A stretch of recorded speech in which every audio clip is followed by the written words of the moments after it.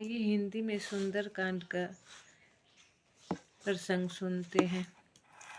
जब सर्वदा शांत शुद्ध नित्य सनातन और प्रत्याच्छादित प्रमाणों से रहित परहित मुक्ति और शांति के देने वाले हैं तथा जो ब्रह्मा शिव और शेष जी के द्वारा सेवित और वेदांत आदि ग्रंथों के जानने योग्य सर्वव्यापी एवं महासमर्थवान और देवताओं के गुरु माया से मनुष्य रूप धारण किए हुए कृपा के निधान रघुकुल में श्रेष्ठ समस्त संसार के ईश्वर और जो राजाओं में शिरोमणि तथा जिनका राम जय ऐसा नाम है, उन भगवान को मैं प्रणाम करती हूँ।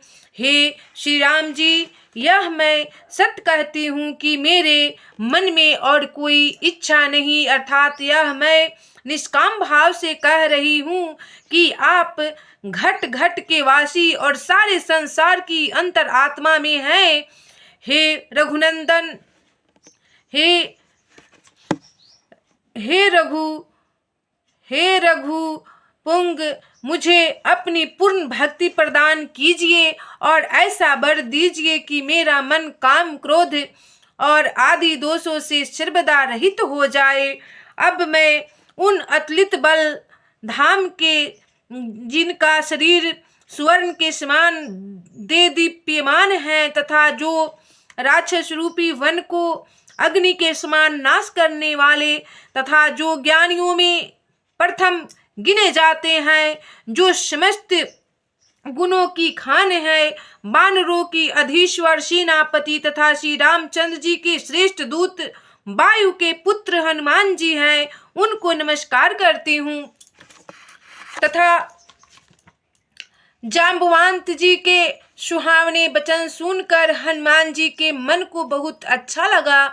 उन्होंने कहा, हे भाइयों, तब तक दुख सहकर और कंद मूल फल खाकर मेरी प्रतीक्षा करो। फिर समुद्र के किनारे एक सुंदर पर्वत था, उस पर कौतुक से ही कूदकर चढ़ गए और बारंबार श्री राम जी का ध्यान करके महाबली हनुमान जी बड़े वेग से उछले। जिस पर्वत पर हनुमान जी चरण धरकर कूदे थे, वह तुरंत ही पताल को चला गया। फिर तो जैसे श्री राम जी का अमोघ बाण जाता है, उसी भांति से हनुमान जी चले। तब उसके अंतर में हनुमान जी भी उस पर हाथ फेरकर बारंबार प्रणाम करने लगे और बोले कि श्री रामचंद्र जी का कार्य किए बिना मुझे विश्राम कहाँ। और उधर जब हनुमान जी को जाते हुए देवताओं ने देखा तो वे उनके बल बुद्धि की विशेषता जानने की इच्छा की और सुरसा नामक सर्पों की माता को भेजा, जिसने आकर यह बात कही, आज देवताओं ने मुझे भोजन दिया। यह सुनकर हनुमान जी हंस कर बोले, अभी नहीं, जब मैं श्री राम जी का कार्य करके लौटूंगा और सीता जी की सुधि प्रभु को सुना दूंगा, पता लगा के फिर मुझे खा लेना।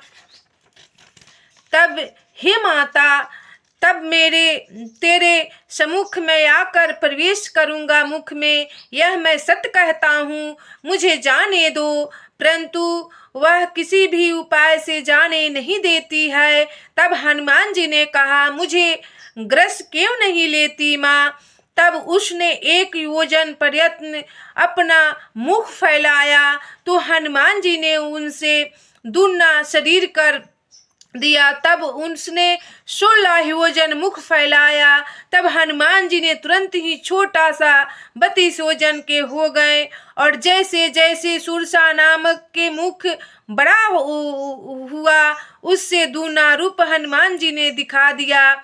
अब उसने 100 योजन का मुख किया। तब हनुमान जी ने बहुत छोटा रूप धारण कर लिया और सुरसा नामक के राक्षसी के मुख में घुसकर फिर बाहर आए और विदा मांगी। तब सुरसा बोली कि देवताओं ने मुझे जिस लिए भेजा था, सो तुम्हारी बुद्धि और बल पराक्रम का भेद मैंने पा लिया। जाओ हनुमान, तुम्हारी विजय होगी।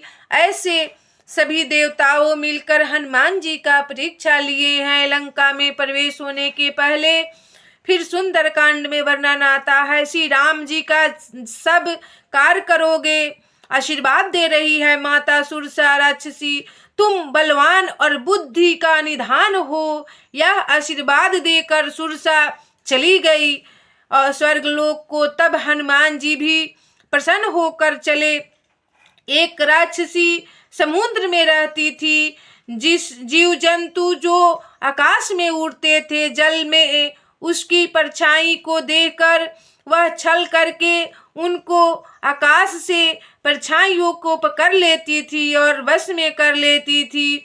जब वह छाया पकड़ ले तो वह उड़ नहीं सकता, जो भी जीव जंतु था। इस प्रकार वह सर्वदा ही पंछियों को खाती रहती थी। हनुमान जी से वह छल किया, जिसका कपट हनुमान जी ने तुरंत पहचान लिया। उसको चरण के प्रहारों से मारकर पवन पुत्र वीर हनुमान मति धीर। हनुमान जी समुद्र के पार पहुँचे। वहां जाकर उनकी वन की शोभा देखा, जिसमें मधु के लोभ से भ्रमर गुंजार कर रहे थे भौरे। वहां अनेक वृक्ष फूलों से शोभायमान थे और पक्षी मृग आदि पशुओं के झुंड देखने में प्यारे लगते थे। वहां एक बड़ा पर्वत था, जिस पर हनुमान जी कूदकर निर्भय होकर चढ़ गए और शिव जी कहते हैं, हे पार्वती, यह कुछ कपि की बड़ाई नहीं है, किंतु यह भगवान श्री रामचंद्र जी का प्रताप है, जो काल को भी भक्षण कर सकता है। पर्वत पर चढ़कर हनुमान जी ने लंकापुरी देखी, जहां बहुत ऊंचाइयों से दुर्ग बना हुआ था और स्वर्ण का कोट अनेक रंग की मणियों से जरा हुआ बहुत ही लंबा चौड़ा शोभायमान था। चौराहा बाजार, सुंदर मार्ग और गलियों ने नगर बहुत भांति सुंदर बना हुआ था। हाथी, घोड़े और खच्चरों का समूह तथा रथों के समूह कौन गिन सकता है। अनेक रूप वाले महाबली राक्षसों के झुंड और सेना का वर्णन नहीं किया जा सकता। जहां वन, बाग, बगीचा, फुलवारी, सरोवर, कुआं, बावली शोभायमान है और मनुष्य, नाग, देवता, गंधर्व, इनकी कन्याएं अपने रूप से मुनियों के मन को भी मोहित करती है। तथा जहां अत्यंत बलवान पर्वत के समान बड़ी देह वाले मल गरजते और अखाड़ों में अनेक भांति से लड़ते हुए एक दूसरे को ललकारते अर्थात डपटते हैं, पर भयंकर शरीर वाले अनेक योद्धा यत्न पूर्वक नगर की चारों तरफ रक्षा करते हैं। कहीं पर भैंसे, मनुष्य, गौ, गधे और बकरों को दुष्ट राक्षस भक्षण करते हैं। इसी कारण तुलसीदास जी ने संक्षेप में ही इनकी कथा कही है कि अब ये राक्षस श्री रामचंद्र जी के बाण रूपी तीर्थ में शरीर त्याग कर अवश्य ही उत्तम गति को प्राप्त होंगे। लंकापुरी के रखवाले बहुत हैं। यह देखकर हनुमान जी ने मन में विचार किया कि बहुत छोटा सा रूप धरूं और रात्रि के समय नगर में प्रवेश करूं और सीता का पता लगाऊं।